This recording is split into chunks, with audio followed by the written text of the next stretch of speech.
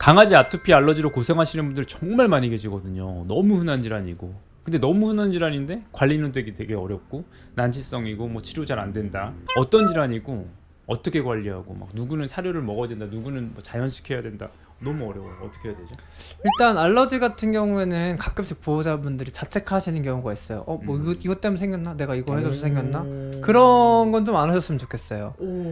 일단 뭐 정확히 어떻게 유전되는지에 대한 기전까지는 밝혀지지 않았는데 그냥 아이가 갖고 태어난다라고 생각하시면 마음이 편하실 것 같고, 갖고 태어나고 보통은 한 3살? 3살 전후로 좀 심해지기 시작을 해요. 그래서 뭐 특히 뭐 비숑같이 뭐 알러지가 좀 심한 경우, 그리고 음식물에 많이 과민 반응을 있는 경우는 뭐 6개월령에도 시작을 하기는 하는데 보통은 3살부터 시작이 되고 말씀하셨다시피 뭐 명쾌한 치료법은 없어요. 근데 이제 관리를 안 해주면 점점 피부가 만성화되고 그럼 약물의 반응도 떨어지기 때문에 어렸을 때부터 관리를 해주는 게 굉장히 중요한 질환이라고 생각하시면 되죠.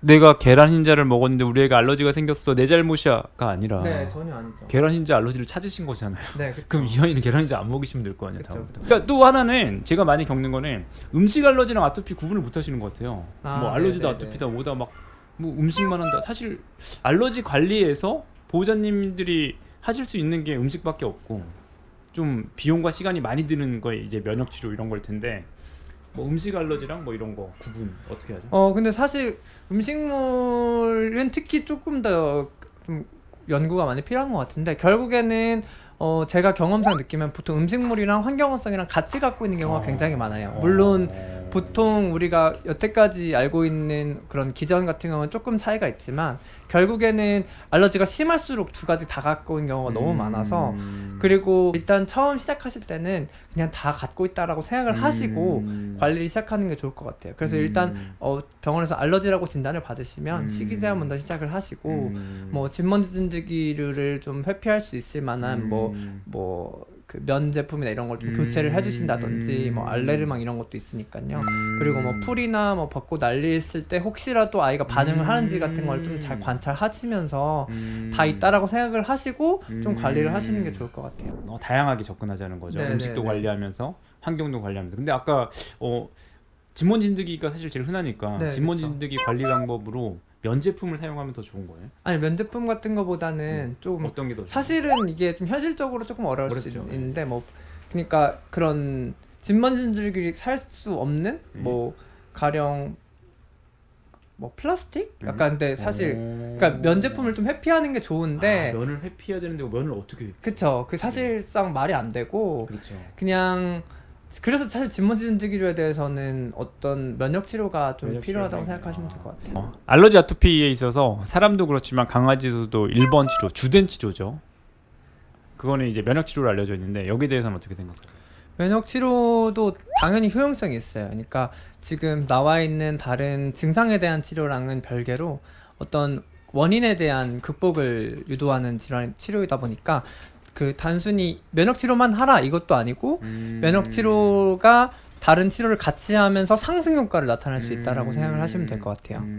예, 우리 면역 치료는 사실 제가 피부과 전공의 선생님들한테 가장 많이 피부질을 의뢰하는 이유였고, 그래서 다른 한편으로 준비한 게 있으니까 그거를 보셔도 도움이 될 것 같아요. 보통은 이제 알러지 아토피가 있으면 아무래도 피부 장벽 손상이 있다 보니까 피부의 방어 능력이 떨어지고 원래 상주에 있던 뭐 세균이든 곰팡이든 피부에 원래 살고 있는 모낭충 이런 게 과증식할 수 있다라고 알려져 있는데, 이런 2차 감염을 보호자님이 댁에서 진단할 수 있는 방법은 있나요?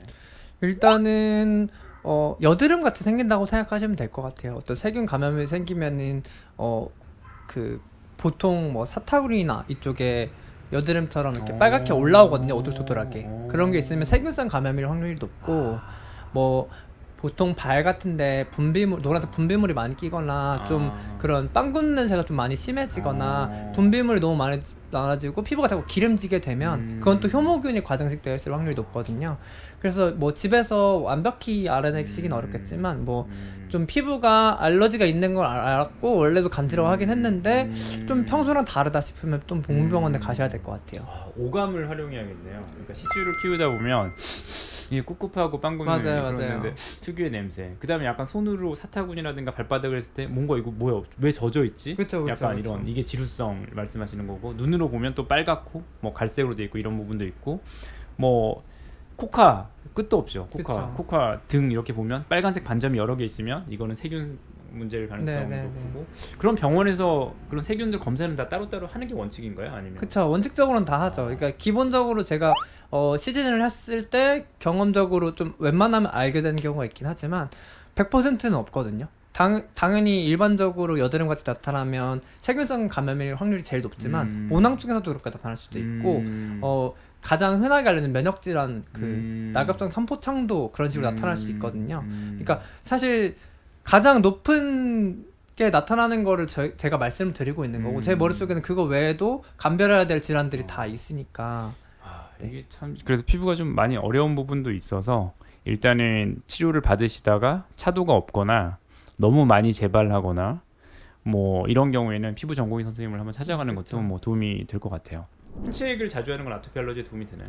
근데 사실 산책도 어디로 가느냐에 따라서 이제 아기들이 풀 같은 거에 과민반응이 나타나는 경우도 있어가지고 근데 중요한 건 산책이라기보다는 어떤 놀이 활동이 알러지엔 도움이 많이 돼요. 왜냐면은 보통 환자들이 심심하니까 긁는 것도 있거든요. 내가 3만큼 간지러운데 7만큼 즐거우면 긁지 않아요. 근데 내가 3만큼 간지러운데 지금 할 수 있는 게 아무것도 없으면 어차피 긁는 것밖에 할 수 없거든요.